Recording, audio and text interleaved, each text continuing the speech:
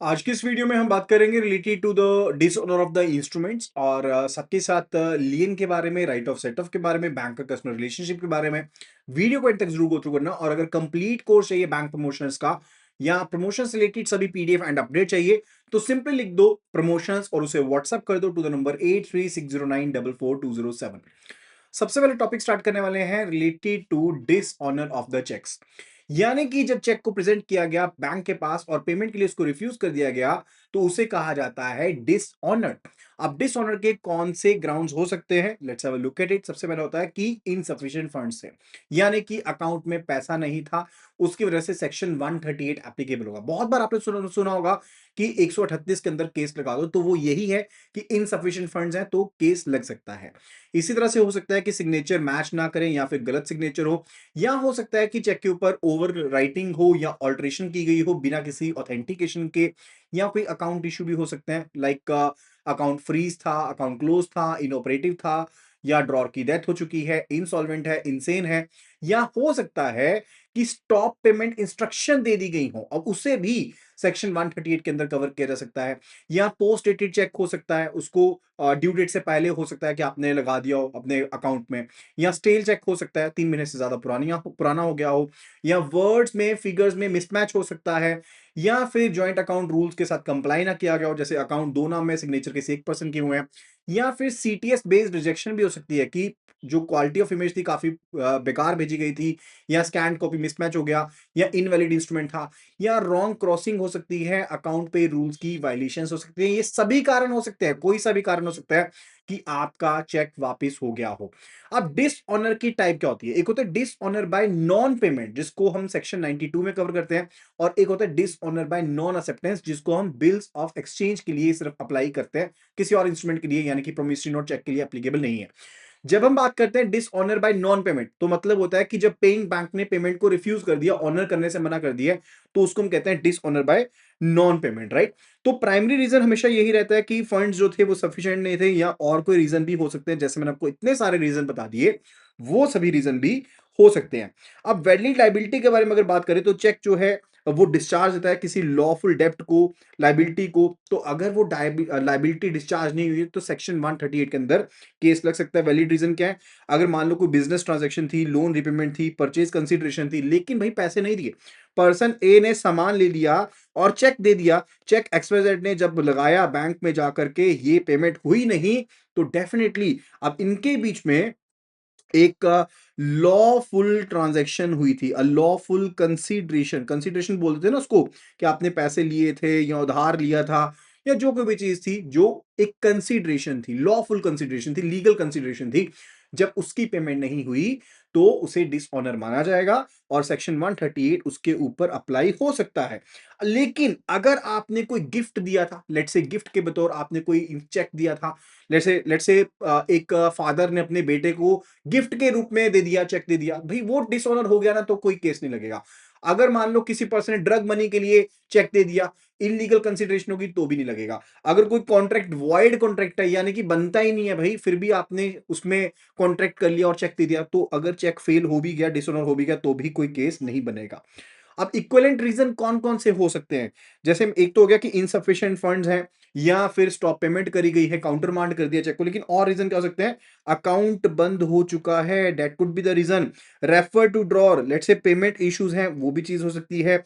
Payment stop payment की गई है, अब इसे तो सेक्शन 138 के अंदर ही कवर कर लिया जाता है, उसी के अंदर केस लग सकता है।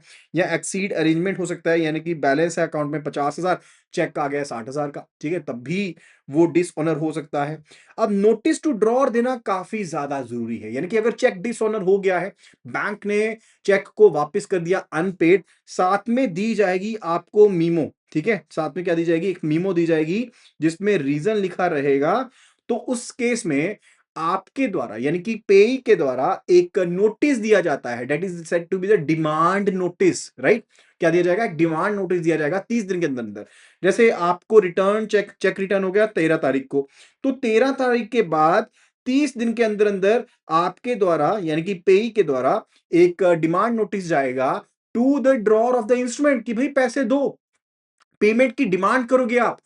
एंड नोटिस डिमांड रहेगा विद इन 15 डेज, यानी कि 30 दिन के अंदर अंदर पे जो है वो एक नोटिस देगा डिमांड का, और डिमांड क्या करेगा कि जब भी आपने रिसीव कर लिया ना ये नोटिस, आपको 15 दिन के अंदर अंदर मुझे पेमेंट देनी है। तो इससे स्ट्रिक्ट कंप्लाई करना काफी ज्यादा जरूरी है, तभी आप सेक्शन 138 के अंदर केस लगा पाओगे, नहीं तो केस नहीं लगा पाओगे। अब पेमेंट विंडो क्या है? जैसे पेई है, अब पेई ने पैसे लेने थे, इसने चेक को प्रेजेंट करा बैंक के पास, और बैंक ने कह दिया पेमेंट नहीं होगी। ठीक है, तो अब यहां पर ये पेई 30 दिन के अंदर अंदर 30 डेज के अंदर एक डिमांड नोटिस देगा, किसको? To the drawer of the instrument. अब ड्रॉर को दे देगा, तो ड्रॉर के पास 15 दिन है पेमेंट करने के लिए। 15 दिन का टाइम पीरियड है कि ये पेमेंट कर सकता है after receipt of the notice. And यहां पर अवॉइड प्रोसिक्यूशन तभी हो सकती है अगर आपने पेमेंट कर दी, तो नहीं तो नहीं होगी। यानी कि अगर आपने 15 दिन के बाद पेमेंट करी, तो वो प्रोसिक्यूशन को ऑटोमेटिकली बार नहीं करता। देखो, उसमें सेंटेंसिंग जो है वो हो सकती है, उसमें भी आपको सजा हो सकती है। अगर आपने 15 दिन के बाद पेमेंट कर भी दी है, तो भी आपको 15 दिन के बाद पेमेंट करने पर सेंटेंसिंग हो सकती है। तो ये 15 दिन का जो टाइम पीरियड है वो काफी ज्यादा इंपॉर्टेंट है, एक काउंटडाउन है 15 दिन का, जो आपको समझना पड़ेगा। फिर बात आती है related to filing of the complaint. So within 1 month after the course of action arises. Course of action क्या है? एक्सपायरी हो गया, 15 दिन पेमेंट पीरियड खत्म हो गया, राइट? कोर्स ऑफ एक्शन क्या रहेगा? Expiry of 15 day period. जैसे 1 तारीख को नोटिस मिल गया है, डिमांड नोटिस मिल गया ड्रॉर को। सो 1 तारीख के बाद जब 15 दिन बीत जाएंगे, सो 15th के बाद अब with in 30 days, after 15th, with in 30 days आपको केस फाइल करना पड़ेगा। यानी कि यही इसकी एक कंप्लेंट का लिमिटेशन कह लो आप। लिमिटेशन ये है कि आपको 30 दिन के अंदर अंदर उसके बाद कंप्लेंट फाइल करनी पड़ेगी, कोर्स आपको कोर्ट में जाकर के प्रोसिक्यूशन स्टार्ट करनी पड़ेगी।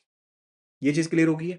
यानी कि आपने 30 दिन के अंदर अंदर पहले नोटिस देना है, और वो 15 दिन का डिमांड नोटिस होगा कि 15 दिन के अंदर अंदर जैसे रिसीव होगा, जैसे ही 30 दिन के अंदर अंदर रिसीव हुआ वो नोटिस ड्रॉर के द्वारा, ड्रॉर के पास नोटिस मिल गया, जैसे रिसीव हुआ तो ड्रॉर को 15 दिन के अंदर अंदर पेमेंट करनी है।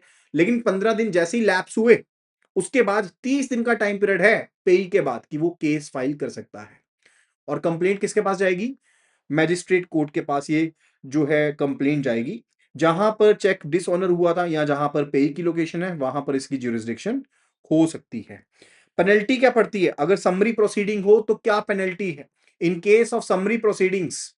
यानी कि जहां पर मैजिस्ट्रेट एक स्पीडी मैनर में, एक समरी मैनर में केस को सॉल्व करते हैं, वहां पर 1 साल तक का कन्विक्शन पॉसिबल है।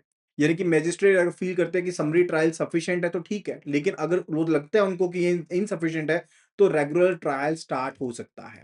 और इस सिनेरियो में 1 साल तक की इंप्रिजनमेंट हो सकती है, और 5,000 तक का मैक्सिमम फाइन का प्रावधान है। कोर्ट जो है वो फाइन इंपोज कर सकती है, इंप्रिजनमेंट लगा सकती है, दोनों कर सकती है, वो सेवेरिटी के ऊपर डिपेंड करता है। एंड समरी प्रोसीडिंग्स आपको ऑफर करती है कि फास्टर रेजोल्यूशन दिया जा सकता है। लेकिन अगर मैजिस्ट्रेट को लगेगा कि नहीं, ये तो रेगुलर फाइलिंग वाला केस है, तो रेगुलर फाइलिंग में भी, यानी कि रेगुलर ट्रायल में इसको फिर शिफ्ट किया भी जा सकता है। वो प्रावधान मैजिस्ट्रेट के पास अवेलेबल रहने वाला है। अब एक चीज को आपके लिए समझना काफी ज्यादा जरूरी है कि चेक डिसऑनर एक क्रिमिनल लायबिलिटी बनाता है। यानी कि चेक अगर एक लीगल कंसिडरेशन के लिए ड्रॉ हुआ था, चेक को वैलिडिटी में अगर प्रेजेंट किया गया था, और इनसफिशिएंट फंड्स की वजह से, एक्सीड्स अरेंजमेंट की वजह से, स्टॉप पेमेंट की वजह से अगर चेक डिसऑनर हुआ है, तो उस सिनेरियो में क्रिमिनल लायबिलिटी बनती है। लेकिन नोटिस 30 दिन के अंदर इशू हुआ हो, ड्रॉर ने 15 दिन में पेमेंट ना करी हो, तो कंप्लेंट फाइल की जा सकती है आपके ड्रॉर के पेमेंट फाइल करने के 15 दिन के बाद, 30 दिन के अंदर अंदर कंप्लेंट फाइल की जा सकती है to the magistrate, right? Section 138 के अंदर इन केस अगर रेगुलर प्रोसीडिंग होती है, तो 2 साल तक की सजा हो सकती है, या जितना चेक का अमाउंट था उससे डबल अमाउंट का फाइन लग सकता है, या दोनों चीजें हो सकती हैं। अब प्रिजम्पशन होती है in favour of the holder. Court हमेशा प्रिज्यूम करती है कि चेक जो था वो डेप्ट के लिए या लायबिलिटी को पे ऑफ करने के लिए इशू किया गया था, अनलेस ड्रॉर प्रूव कर दे कि नहीं भाई, मैंने लायबिलिटी को पे ऑफ करने के लिए नहीं दिया गया था, ये तो वैसे ही मैंने चेक दिया था। अगर तो गिफ्ट शोकेस कर दिया तो ठीक है, लेकिन अगर लायबिलिटी शोकेस हो गई, तो 138 के अंदर केस लग सकता है। फर्दर समरी ट्रायल जो है वो सेक्शन 143 में है, वो ऑलरेडी मैंने आपको बता दिया कि 5,000 तक का मैक्सिमम फाइन, 1 साल की सजा हो सकती है। And this is very much important to understand. फिर बात आती है related to bank customer relationship. अलग अलग केस में अलग अलग रिलेशनशिप रहता है बैंक और कस्टमर के बीच में। लाइक डिपॉजिट अकाउंट में बैंक जो है वो डेटर है क्योंकि उसने पैसे देने हैं, और कस्टमर जो है वो क्रेडिटर है क्योंकि उसने पैसे लेने हैं। अगर मैं लोन की बात करूं तो बैंक जो क्रेडिटर है क्योंकि उसने पैसे उधार पर दिए हैं, और कस्टमर जो है वो डेटर है। अगर सेफ डिपॉजिट लॉकर की बात करें तो बैंक लेसर है क्योंकि बैंक ने स्पेस को रेंट आउट किया है, और वहीं कस्टमर लेसी है। अगर सेफ कस्टडी की बात करें तो सामान दिया जाता है बाय द कस्टमर, कस्टमर अपना सामान देता है बैंक को, तो वो बेलर हो गया और बैंक बन जाएगा बेली। और वहीं पर in case of demand draft bank जो है वो ट्रस्टी है क्योंकि कस्टमर का पैसा पड़ा है बैंक के पास, और जो कस्टमर है यानी कि बेनिफिशियरी है जिसको डिमांड ड्राफ्ट का पैसा मिलना है वो बन जाता है बेनिफिशियरी। और अगर डिमांड ड्राफ्ट के केस में मैं परचेजर की बात करूं, in case of demand draft अगर हम परचेजर की बात करें तो परचेजर के केस में जो कस्टमर होता है वो रोल क्या बनाएगा, उसका रोल रहता है कि उसने पैसे देने थे, वो डेप्टर बन जाएगा, और कस्टमर बन जाता है, यहां पर बैंक बन जाता है क्रेडिटर। राइट? तो ये रिलेशनशिप रहते हैं between the banker and customer.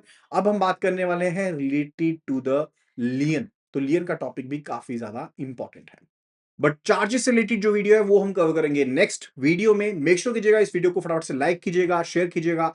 And अगर कंप्लीट कोर्स चाहिए या फिर आपको अपडेट चाहिए बैंक प्रमोशन के तो सिंपली लिखिएगा प्रमोशंस और इसे व्हाट्सएप कर दीजिए टू द नंबर 8360944207 के ऊपर। मेक श्योर करना है कि ये नंबर आपने पहले अपने कॉन्टैक्ट्स में ऐड कर लिया हो, तभी आपको रिप्लाई रिसीव होगा। Thank you so much and see you again in the next video. Happy learning.